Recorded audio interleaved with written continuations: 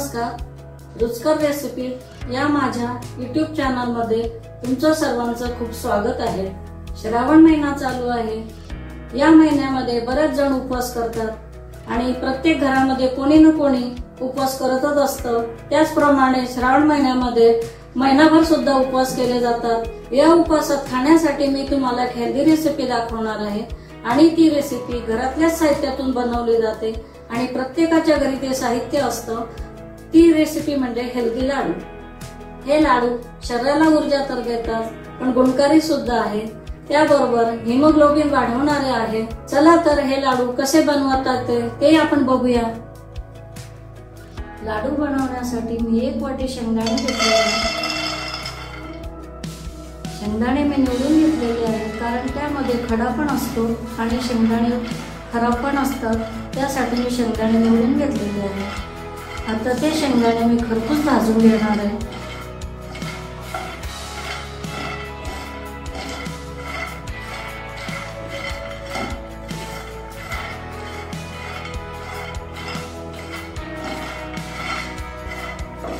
मंद आचेवर हे शेंगदाणे आपल्याला भाजून घ्यायचे आहे खरपूस।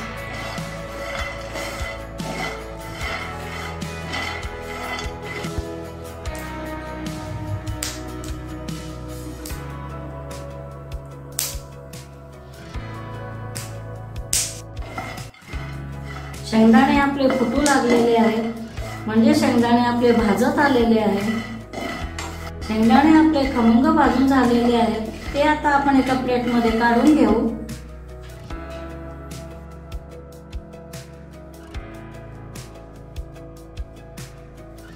एक वाटी खोबरं मी किसून घेतलेलं आहे किसणीवरती। 2 मिनिटं खोबऱ्याचा किस आपण मंद आचेवर भाजून घेणार आहे मी। 2 मिनिटं झालेली आहे। आपला खोबऱ्याचा किस भाजून तयार आहे। आता तो आपण प्लेट मध्ये काढून थंड करायला ठेवून देऊ।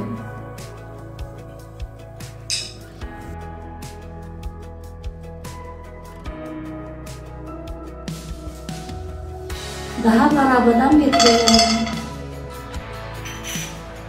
तसेच 10-15 काजू घेतलेले आहेत।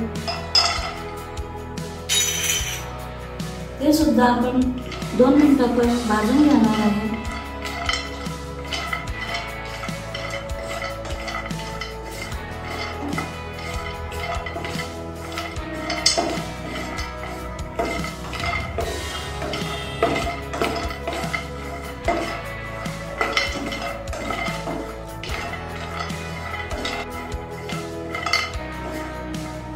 काजू बदाम भाजून झालेले आहे 2 मिनिटं। आता आपण ते प्लेट मध्ये काढून घेऊ आणि थंड करायला ठेवून देऊ।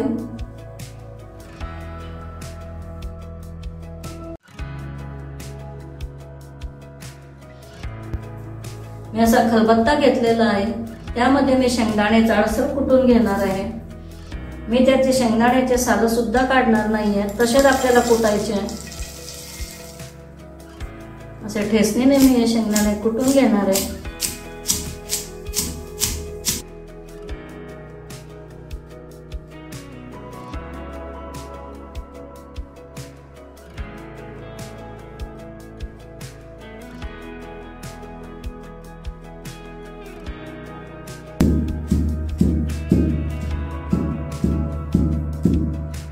हे आपले शेंगदाणे कुटून झालेले आहेत।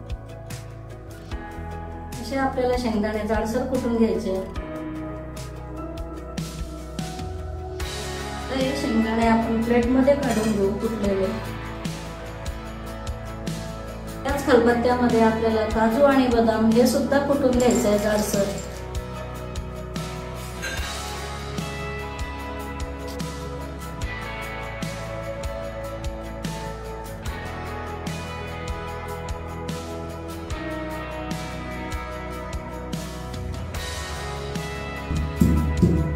काजू आणि बदाम हे सुद्धा कुटून झालेले आहेत आपले।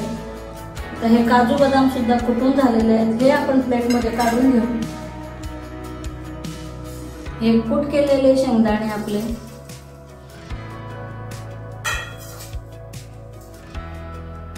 हे खोबरं किसलेलं आपलं,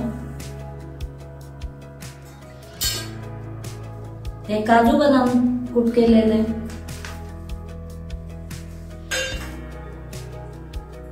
छोटी वाटी मनुका,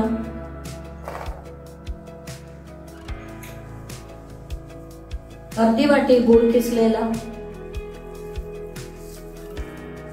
असा गुळ किसून घ्यायचा आहे किसणीवरती आपण.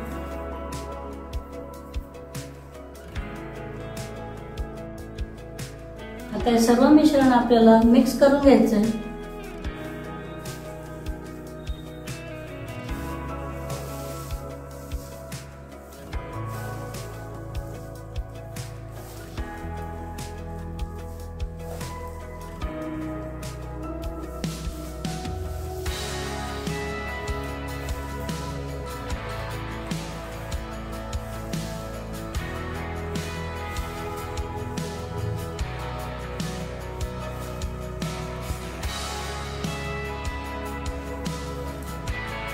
मिश्रण आपल्याला चांगलं मिक्स करून घ्यायचं आहे.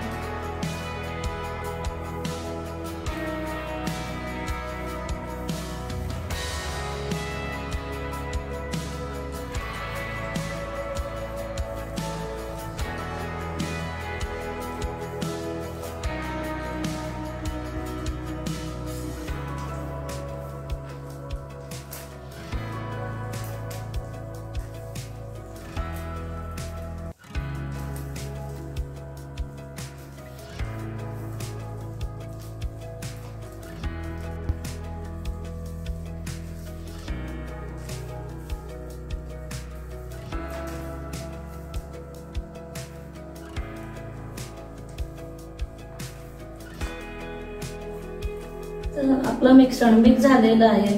आता आपण त्याचे लाडू वळायला घेऊया.